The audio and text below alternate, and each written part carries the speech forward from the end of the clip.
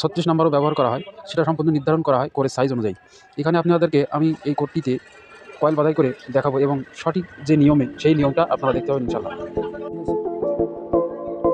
লাস্টে আপনার শেষ যখন কয়েলের এই রোডটা এইভাবে বের করে এখানে পেঁচিয়ে নেবেন, লম্বা রাখতে হয়, সেক্ষেত্রে পেঁচিয়ে নিয়ে এই যে শেষ মারা যাবে।